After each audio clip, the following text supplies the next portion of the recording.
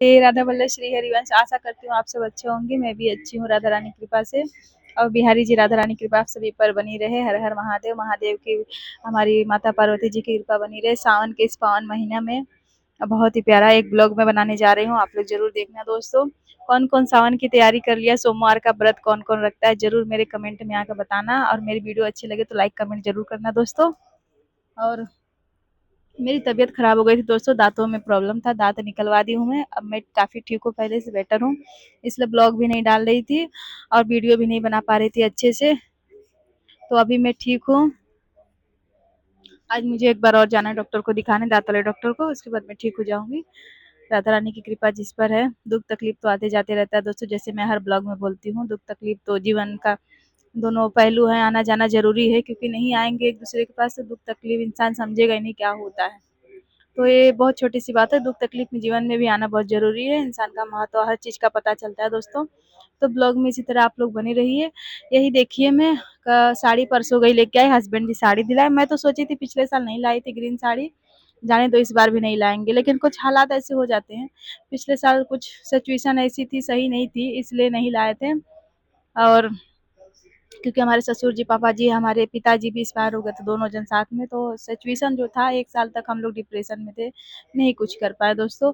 और बाकी इस साल तो बढ़िया लेके आई हूँ साड़ी। मैं भी इस बार भी नहीं लेने वाली थी, मेरे दांत में प्रॉब्लम था, ब्लाउज मैं ही सिलती हूँ, फाल नहीं मैं ही लगाती हूँ, क्योंकि मुझे दूसरे का सिला हुआ कपड़ा मुझे पसंद नहीं आता है, भाता नहीं। तो मैं अपने हाथ से सिलती हूँ अपने सारे कपड़े, फॉल वगैरह जो भी है सब मैं खुद से लगाती हूँ।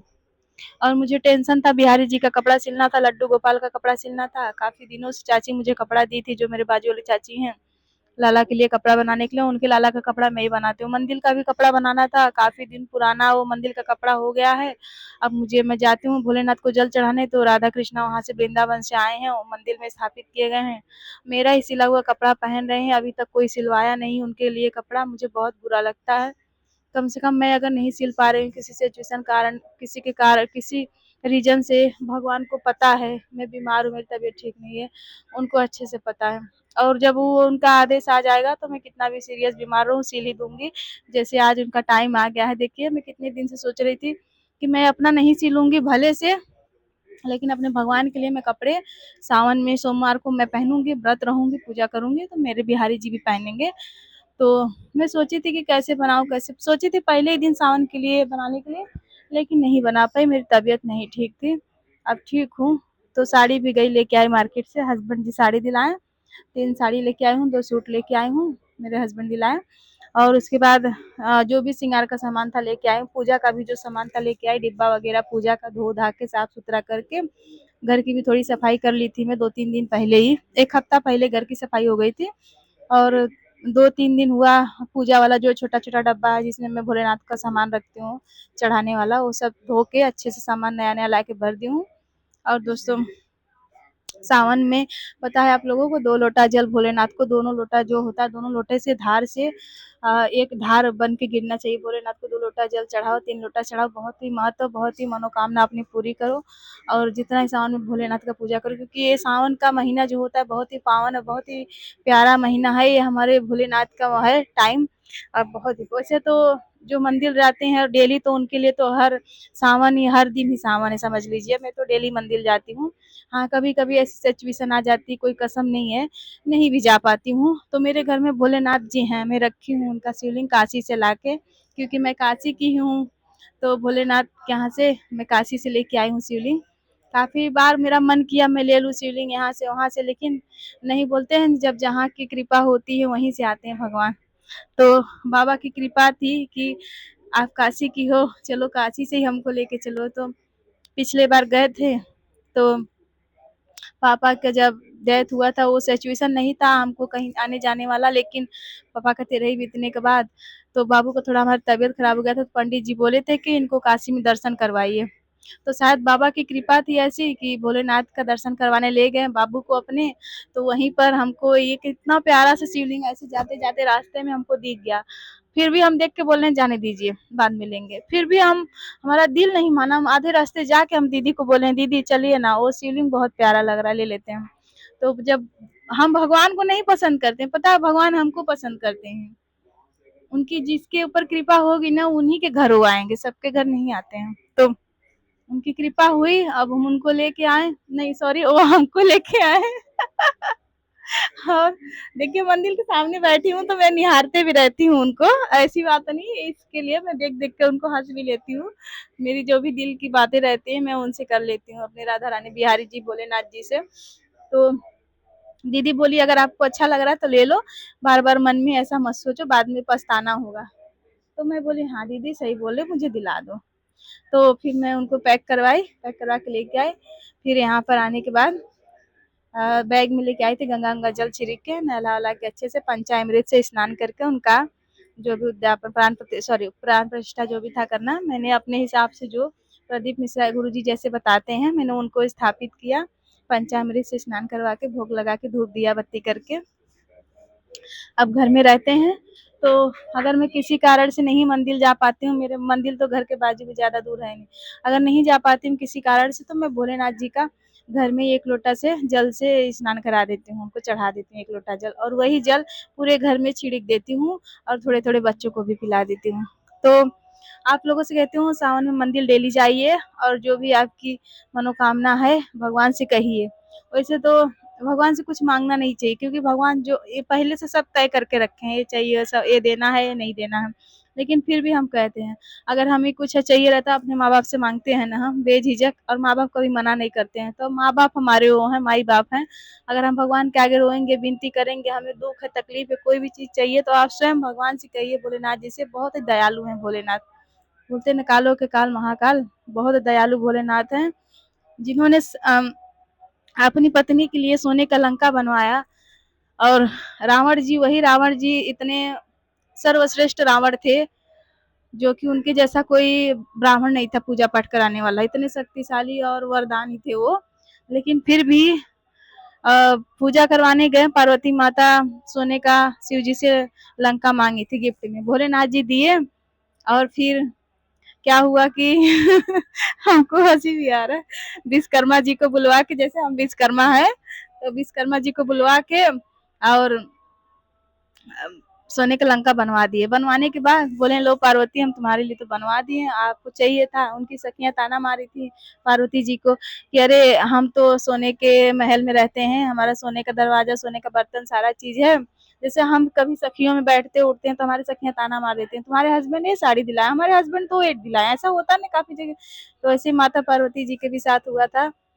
और देखिए एक कहानी मैं सुनी हूँ, अगर मेरे से कोई भी त्रुटि या कोई गलती हो जाए दोस्तों तो माफ करना है, क्योंकि मैं बहुत बड़ी ज्ञानी नहीं हूँ, पहले मैं बता देना चाहती हूँ।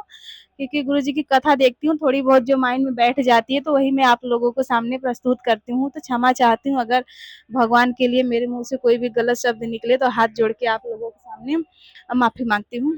तो पार्वती माता जी के लिए सोने का लंका भगवान तुरंत बोले कि कोई बात नहीं पार्वती हम आपको देंगे बनवा के। तो भोलेनाथ जी विश्वकर्मा जी को बुलवा के सोने का लंका बनवाए। अब सोने का लंका बनवाने के बाद ये बात हुआ पार्वती जी से कि मैया से कि पूजा कौन करवाएगा, कौन ब्राह्मण। तो भोलेनाथ जी बोले कि रावण से अच्छा कोई सर्वश्रेष्ठ ब्राह्मण है ही नहीं संसार में, एक काम करिए उन्हीं को बुला के अपने घर का पूजा करवा लेते हैं। पार्वती माता बोले ठीक है प्रभु। तो अब भगवान जी बुलाए, उनको आदेश दिए, अभी वो आए रावण। तो रावण आने के बाद जो ब्राह्मण थे, रावण ब्राह्मण आने के बाद तो भगवान बोले कि बोले दक्षिणा में क्या देंगे। तो भोलेनाथ तो बोले है ये हैं, बोले कि आप पूजा करवा दीजिए, जो भी दक्षिणा लेंगे हम आपको निराश नहीं करेंगे। बोले सोच लीजिए प्रभु। तो बोले कि हम सोच लिए, आपको आपको हम मतलब ब्राह्मण है आप तो, भगवान तो बोले हैं ब्राह्मण का अपमान नहीं किया जाता है। तो भगवान बोले कि नहीं आपको निराश नहीं करेंगे। तो भगवान को थोड़ी मालूम था, मालूम भी होगा, अब हमको इतना नहीं ज्ञान है, भगवान तो सर्वश्रेष्ठ है, सब दुनिया के दाता है, उनको तो सब मालूम है। तो एक कहानी है, ऐसा नहीं भगवान को सब मालूम होगा। माता पार्वती जी बोली, भगवान जी भोलेनाथ जी बोले ठीक है आप पूजा करवाइए। अब उनके मन में छल था तो बात अलग है। रावण जी बोले ठीक है। पूजा करवाने के बाद दक्षिणा दिया गया तो नहीं लिए, बोले कि हमको, हम बोले थे आपसे पहले पूजा करने से पहले कि हम जो मांगेंगे वही चाहिए। तो भोलेनाथ जी बोले ठीक है बोलिए आपकी क्या इच्छा। तो रावण बोले कि हमको यही सोने का लंका चाहिए। तो पार्वती माता तो देखते ही रह गई। अब देखते देखते उनके मन में भाई कोई भी अपने पति से कोई गिफ्ट लेगा दूसरा कोई ले लेगा तो बहुत पीड़ा होती है, ये चीज़ मैं अच्छे से समझती हूँ। बहुत तकलीफ होता है कोई किसी को अगर दे दे तो माता पार्वती जी का जो लंका था प्रभु जी ने दिया था, भगवान हमारे भोलेनाथ जी, वो रावण जी मांग लिया। अब भगवान तो उनको पहले से वादा किए थे, तो भगवान तो भोले हैं और वो मुकर नहीं सकते अपनी बातों से, क्योंकि उनके भगवान भोलेनाथ के भी बहुत बड़े वो थे, उपासक थे। जो ब्राह्मण जी यहाँ रावण जी थे, बहुत बड़े उपासक थे, भोलेनाथ का बहुत मतलब पूजा करते थे। हाँ, उनकी पूजा करके सिद्धि प्राप्त किए थे, उनको अमर होने का भी वरदान मिला था। लेकिन जो लिखा है तो सबके साथ होना ही है। लास्ट में उनकी क्या हुई दशा वो तो सबको पता है, रावण जी की एक गलती की वजह से। तो माता पार्वती भोलेनाथ जी दे दिए लंका, बट माता पार्वती जी का मुँह थोड़ा-सा निराश हो गया, नाराज़ हो गई और मन ही मन में उन्होंने श्राप दे दिया कि जाओ जैसे मेरे प्रभु का दिया हुआ गिफ्ट आप ले लिए हैं, उसी तरह आपके घर में कोई दिया बत्ती जलाने वाला नहीं बचेगा और ये सोने का लंका नष्ट हो जाएगा। तो माता पार्वती श्राप दे दी। तो वही बोलते हैं ना, कहानी में कहावत है, 1 लाख पूत 1.25 लाख नाती, एक को बारे दिया न बाती। तो रावण के घर में कोई नहीं बचा दिया बाती जलाने के लिए और सॉरी सोने का जो लंका था, बजरंगबली अपनी पूंछ से आग लगा दिए, पूरा नष्ट हो गया। तो यही बात है दोस्तों। अगर कैसा लगा आप लोगों को मेरा कहानी ज़रूर बताना, और भोलेनाथ जी के सावन में जितनी भक्ति करनी उतनी करिए आप लोग, मन से दिल से 2 लोटा जल चढ़ाइए उनको, और जो भी आपका धूप दिया बत्ती दोनों टाइम भगवान के मंदिर में जाइए, सुबह में जल चढ़ाइए, शाम को दिया जलाइए, और अपने परिवार के लिए दुआ करिए भगवान से, जो भी सुख समृद्धि आपको चाहिए ज़रूरत है, क्योंकि हम अपने भगवान से नहीं मांगेंगे, अपने माँ बाप से नहीं मांगेंगे तो किससे मांगेंगे। हम उनके ही आगे रोएंगे ना, दुख हो या सुख हो हम उनके ही आगे अपनी सारी अच्छाइयाँ भी उनसे शेयर करेंगे, अपने दिल की जो बुराइयां हो उनसे बताएंगे कि हमने गलत काम किया, भगवान हमको क्षमा करना, और अच्छा भी बताएंगे। हमारे परिवार में दुख सुख है वो भी हम, क्योंकि वो हमारे माँ बाप हैं, और हम जो चीज़ें अपने मन की पीड़ा या कोई भी चीज़ हो, अच्छी हो या बुरी बातें, कोई भी जो हम दुनिया में संसार में किसी से नहीं कह सकते हैं, भगवान से कहते हैं। क्योंकि जो हमारा इंसान बोलते हैं आत्मा परमात्मा कभी नहीं मरते, जो भगवान का कांटेक्ट होता है ना दिल का, बहुत ही खास होता है। और बोलते हैं ना लोग, कुछ लोग बोलते हैं पूजा करके क्या मिलता है, बहुत कुछ मिलता है। आप भक्ति तो करिए भगवान की। अगर आपको नहीं भी मन है पूजा करने का ना, मन नहीं लगता तो कोई बात नहीं, आप दिया बत्ती करिए, 1 दिन करिए, 2 दिन करिए, डेली करते करते करते करते, बोलते हैं ना चिड़िया आसमान में कितना भी उड़ेगी लेकिन एक दिन तो जमीन पे आएगी ना, एक दिन उसको उतरना है। ऐसे मैं भी नहीं करती थी पूजा पाठ पहले, लेकिन हमारे अनिरुद्ध महाराज जी जो हैं उनका कथा मैं देखती थी, और यही बात बोले थे अनिरुद्ध महाराज जी, मन नहीं लगता मत लगने दो, हाथ चला लो, मन की सेवा मत करो, तन की सेवा कर लो। हाथ से पूजा कर लो, हाथ से अगरबत्ती जला लो, धूप जला लो, दिया जला लो, हाथ जोड़ के भगवान का 5 मिनट बैठ के माला कर लो। नहीं मन लगता मत करो। मैं भी ऐसे करती थी, फिर बोलती थी आज नहीं करूँगी, फिर बोलती थी गुरुजी बोले हैं कि मन की सेवा मत करो, तन की सेवा कर लो। तो मैं हाथ अगरबत्ती, दिया बत्ती ऐसे करके दिखा लेती थी दोस्तों। फिर बाद में करते करते करते मुझे ऐसे लत हो गई, ऐसी आदत हो गई कि मैं एक दिन अगर अपने घर में, मेरे घर में धूप का वो नहीं होता था, धूप नहीं जलता था, धुआं नहीं होता था, मुझे ऐसा लगता था मेरा घर उदास लग रहा है, मुझे अच्छा नहीं लगता था। मुझे ऐसी आदत हो गई भक्ति की भगवान ने, और मैं धन्यवाद देती हूँ अपने प्रभु अनिरुद्ध महाराज जी को, कि जिन्होंने मुझे भक्ति से जोड़ा। मैं उनकी कथा पहले देखती थी, पहले हमारे प्रेमानंद जी महाराज थे, लेकिन हमको मतलब उतना छाए नहीं थे सोशल मीडिया पे महाराज जी। बाकी प्रेमानंद महाराज जी तो बहुत काफ़ी सालों से हैं, हम लोग को पता नहीं था, लेकिन अनिरुद्ध महाराज जी हमें रास्ता दिखाए हैं। हम बहुत हम कोटि-कोटि प्रणाम करते हैं अनिरुद्ध महाराज जी के चरणों में। जिस टाइम पे हम बहुत दुखी थे, तकलीफ में थे, हमारे आगे पीछे ऐसा लगता था सब कुछ होते हुए भी कोई नहीं था, उनकी कथा से मुझे इतनी प्रेरणा मिली है जीवन में, और मैं इतना आगे बढ़ी हूँ कि मैं बार-बार उनके चरणों में कोटि-कोटि प्रणाम करती हूँ। धन्य हो ऐसे गुरु, ऐसे संत जिनको कितने माताओं बहनों का घर आप बना दिए हैं। तो बहुत अच्छी बात है, भगवान से जुड़िए, भगवान की भक्ति करिए, भक्ति में ही शक्ति है, सब कुछ है आपको मिलेगा। जो भक्ति करके भगवान की मन की शांति, सुकून मिलता है, वो दुनिया के किसी भी कोने में सुख शांति नहीं है। भगवान की भक्ति में इतना सुकून है, आप करके तो देखिए सच्चे मन से। आपके पास समय नहीं है, 5 ही मिनट दीजिए भगवान को, लेकिन दीजिए। आपके पास पूजा करने का भी टाइम नहीं है, आप माला करिए कैंटीन में, बट करिए।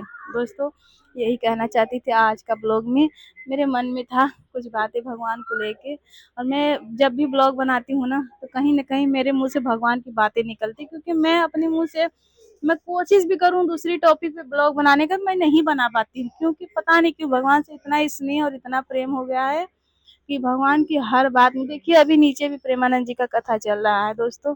हम हर किसी से शेयर करेंगे तो सब बोलेंगे दिखावा है दोस्तों, बहुत लोग ऐसा बोलते भी हैं, लेकिन वो भगवान का बोलते हैं आत्मा और परमात्मा ही जाने।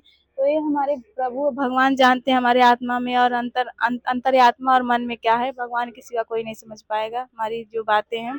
उनकी कथा भी देखते देखते मेरे आंखों में आंसू आ जाते हैं। मैं पूरे दिन टीवी में कोई भी पिक्चर कोई भी चीज नहीं देखती हूँ दोस्तों।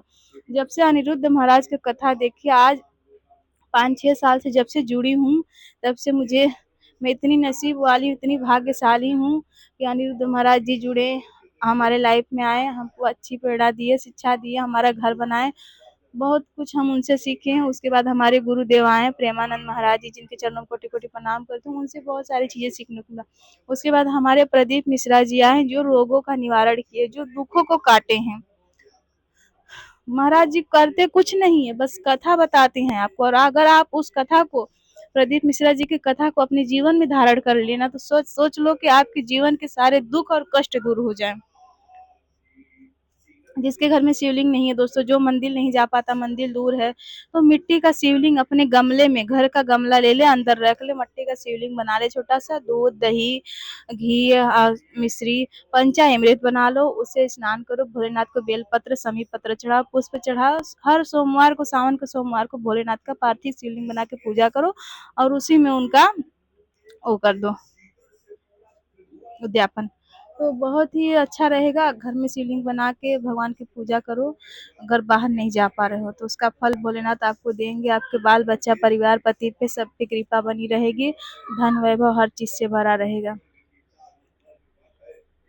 और भगवान की अगर कृपा रहेगी तो आप कितने भी दुखी रहोगे, उनकी शक्ति, अगर उनकी कृपा, उनका हाथ आपके सर पे है, तो कोई आपको दुखी नहीं कर सकता है। कुछ टाइम के लिए आपको कोई कुछ बोल के हर्ट कर सकता है, लेकिन भगवान की जो वो शक्ति है और उनका हाथ आपके सर पे है ना, कोई आपका एक बाल भी नहीं पाका कर सकता। इसीलिए भगवान से जितना हो सके जुड़िए। मैं जब भी ब्लॉग बनाने की कोशिश करती हूँ, मैं सोचती हूँ दूसरे, देखिए मैं ब्लॉग बना रही थी सॉरी साड़ा सॉरी दोस्तों, साया मतलब साया पे सिलाई, और नया साया लाई थी, उस पे सिलाई कर रही थी और फाल लगा रही थी साड़ी में, और बिहारी जी का कपड़ा मंदिर का बनाना था, तो वही मैं आज सोची कि बना लेती हूँ। तो आज उनकी लीला हुई, भगवान के बिहारी जी का नाम लेते लेते भोलेनाथ भी आ गए और कहाँ से कहाँ बातें चली गई। तो बिहारी जी का कपड़ा भी मुझे बनाना है, उनकी कृपा हुई, बोले अब तो ठीक हो जा बच्चा, अब तो सावन आ गया सोमवार के लिए कपड़ा तो मुझे रेडी कर दे अब मैं उनके लिए कपड़े रेडी करने जा रही हूँ। तो मैं साड़ी में एक साइड सिलाई कर दी हूँ और एक साइड हाथ से फॉल कल भी लगा दूंगी। आज मैं बिहारी जी के कपड़ा कटिंग कर लेती हूँ, और घर के काम भी हो गए हैं, 6 बजे तक सिल लूंगी, उसके बाद 6:30 से दिया बत्ती कर लूंगी, तो कोई दिक्कत नहीं है। अब चल रहे हैं वही सिलाई करने, देखिए मशीन चढ़ा लिए हैं, इधर सब कपड़े निकाल लिए हैं, सॉरी दिखा रहे हैं आपको, लैस वगैरह जो भी है, बहुत सारी लैस है, मैं कहाँ रखती हूँ मुझे कुछ भी याद नहीं, बहुत सारा लैस मैं लाते रहती हूँ, जब भी मार्केट जाते हूँ, हमारे यहाँ गुरुवार मार्केट लगता है, बहुत लैस मिलता है, तो वहाँ से जब भी जाते जो लैस मुझे अच्छा लगता है ना, मैं अपने भगवान के लिए कपड़ा बनाने के लिए लेके आती हूँ लैस। तो कहीं रखी हूँ, और अभी तो इतना ही मिला मुझे, बहुत सारे लैस रखी हूँ, तो अभी उनके लिए मैं कपड़े बनाने जा रही हूँ दोस्तों, बना लूंगी। अभी ब्लॉग में तो नहीं दिखा सकती, क्योंकि मुझे मोबाइल हाथ से पकड़ना पड़ता है, पकड़ के बनाना पड़ता है, तो क्या क्या करूँ समझ में नहीं आता, इसलिए मैं ऐसे बोल के ब्लॉग बना के बता दे रही हूँ। अभी मैं बिहारी जी के लिए कपड़ा बनाऊंगी, शॉर्ट वीडियो में जब कपड़ा सिल लूंगी, रेडी कर लूंगी, तो आप लोग को जरूर दिखाऊंगी, और आप लोग देखना, तो प्लीज कमेंट करना, लाइक करना वीडियो, और जरूर बताना कैसा लगा, और जिसको जिसको भी सिलवाना है तो प्लीज डीएम में मैसेज करें। मैं लड्डू गोपाल का, अगर कोई पास का होगा, नजदीक का होगा, तो मैं जरूर उसको कपड़ा सिल के दूंगी, क्योंकि मुझे खुशी मिलता है कि ये भगवान का मेरे दिया हुआ तन है। अगर मैं प्रभु के अपने काम आ सकूं इतना सा भी ना, तो मेरा जीवन धन्य हो जाएगा दोस्तों। और मैं जो कपड़े सिल के देती हूँ ना, मेरे बिहारी जी राधा रानी इतने अच्छे से स्वीकार करते हैं ना, मंदिर में अगर मैं जब कपड़ा बना के पहना दूंगी, मतलब मैं पहनाती नहीं हूँ, एक है उधर पीछे गली में भैया है, शिवम नाम है, वो कपड़ा पहनाते हैं राधा रानी को, तैयार वही करते हैं, स्नान करा के 1 हफ्ते में 1 बार कपड़े चेंज कर देते हैं। मंदिर में है तो वहाँ सभी लोग आते जाते हैं, भीड़ ज़्यादा रहता है तो डेली नहीं कपड़ा चेंज हो पाता, तो 1 हफ्ते में 1 बार करते हैं हम। तो 2-3 सेट मैं सिल के दी हूँ, अभी तक वही पहन रही हैं राधा रानी, अभी कोई नया नहीं लाया है उनके लिए। तो मैं यही सोच रही हूँ कि अभी मैं उनके लिए भी कोशिश करूँगी एक ड्रेस बनाने के लिए। अभी पहले लाला का कपड़ा सिल दूँ और अपने बिहारी जी का सिल दूँ, उसके बाद राधा रानी की, ठाकुर जी का भी मैं बना दूँगी। तो मंदिर में का भी जब बिहारी जी का कपड़ा सिल दूँगी ना, तो उनका भी मैं ब्लॉग बना के शॉर्ट वीडियो में डालूँगी। आप लोग देखना ज़रूर, और अपने बिहारी जी का तो ज़रूर ही डालूँगी। उनका भी देखना, और जो लाला हैं लड्डू गोपाल चाची के, उनका भी ज़रूर डालूँगी, आप लोग ज़रूर देखना, ठीक है? कितने लाला हैं जिनका कपड़ा मैं सिल के दी हूँ और सब इतने अच्छे से स्वीकार करते हैं ना, पहनने के बाद इतने प्यारे लगते हैं कि क्या ही बताओ। और मैं सिली भी हूँ, आप लोग को दिखाऊं, एक छोटा सा सिल के भी रख के मेरी फ्रेंड मांगी थी, तो 4 सेट में उनको दी थी और 4 सेट रखा भी है नीचे। एक एक यहाँ एक सिली हूँ, देखिए ये देखिए छोटे वाले लाला का है, 2 नंबर लाला है, 1 नंबर लाला, 2 नंबर उनका है। कितना प्यारा सिली हूँ देखिए आप लोग, ये देखिए। देखिए दोस्तों, ऐसा-ऐसा छोटा-छोटा कपड़ा मैं सिल देती हूँ लाला का, और बड़े-बड़े भी सिलती हूँ। अभी आपको दिखा रही हूँ, एक सिली हूँ, जो चाची के लाला हैं लड्डू गोपाल, उनके लिए सिली हूँ, देखिए। देखिए मैं ही सिली हूँ, बट ये उनका नाप जो है मैं परमानेंट अपने पास रखती हूँ, क्योंकि उनका ये नाप मैं रखती हूँ ना, तो मैं कभी भी चाची को, जब मेरा मूड किया, मन किया, बिहारी जी का आदेश आया, मन अंतरात्मा बोल दिया कि नहीं अब कपड़ा बना दो, बिहारी जी आदेश दे देते हैं, तो फिर मैं ये रेट नाप रख के रहती हूँ अपने पास, तो मुझे टेंशन नहीं रहता है और चाची को परेशान भी नहीं करना पड़ता है। तो मैं डायरेक्ट नाप रखती हूँ, कटिंग करती हूँ, डायरेक्ट सी के चाची को सरप्राइज दे देती हूँ। चाची बोलती है वाह, देखो उनका जब मन रहता है तो तुम ला के दे देती हो, और जब मैं बोलते ही रह जाती हूँ सिलती नहीं हो। मैं बोली चाची बिहारी जी की कृपा के बिना कुछ हो सकता है क्या, जब वो बोलेंगे तभी तो सिलूंगी ना।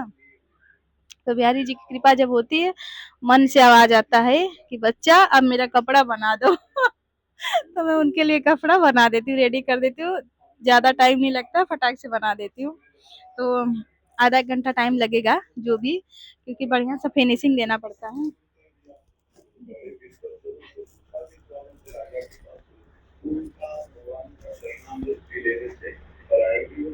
कितना प्यारा है ना।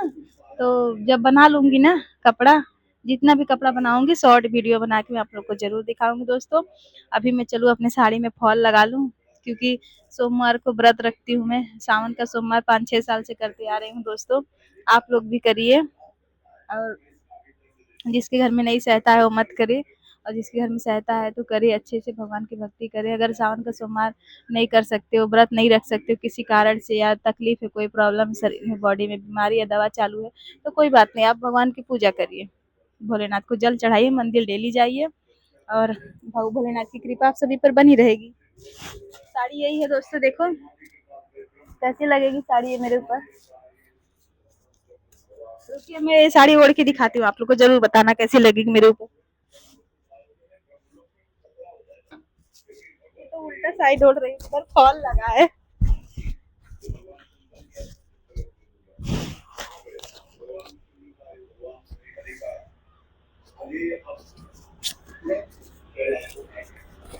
देखिए दोस्तों, ये साड़ी है, सोमवार को मैं पहनूंगी, कैसी लग रही हूँ, मेरे हस्बैंड जी दिलाए हैं तो ये तैयारी कर रही हूँ, फॉल लगा दूं। अगर ब्लाउज नहीं सिल पाऊंगी तो मैं ब्लाउज गोल्डन कलर का सिल के रखी हूँ, गांव में गई थी तो पापा की मशीन पे सिली थी, तो वो ब्लाउज, 2 ब्लाउज में परमानेंट सिल के रखी हूँ। तो उसमें दोनों गोल्डन में जो अच्छा लगेगा, एक गोल्डन पहन लूंगी, एक गोल्डन में ग्रीन कलर छापा भी है छोटा छोटा, तो चल जाएगा अगर नहीं सिल पाऊंगी तो, क्योंकि मेरे पास टाइम कम है, सोमवार ज्यादा दिन नहीं है, आज शुक्रवार हो ही गया, शनि और सैटरडे संडे 3 ही दिन है, तो 3 दिन में मुझे बहुत कुछ करना है अभी। तो चलिए दोस्तों, कैसा आप लोग को मेरा ब्लॉग लगता है, जरूर देखना, मेरा पूरा ब्लॉग देखना, और ब्लॉग देख के जरूर बताना कि कैसा लगा मेरा ब्लॉग, और लाइक कमेंट दबा के करना मेरी वीडियो पे, ठीक है। चलिए अब ये ब्लॉग मैं यहीं पर बंद करती हूँ दोस्तों, अगर कोई भी गलती हुआ मेरे से तो माफ़ करना दोस्तों, और राधा रानी बिहारी जी की कृपा आप सभी पर बनी रहे। राधा वल्लभ श्री हरिवंश। राधे राधे। हर हर महादेव। पार्वती पतये नमः। हर हर महादेव।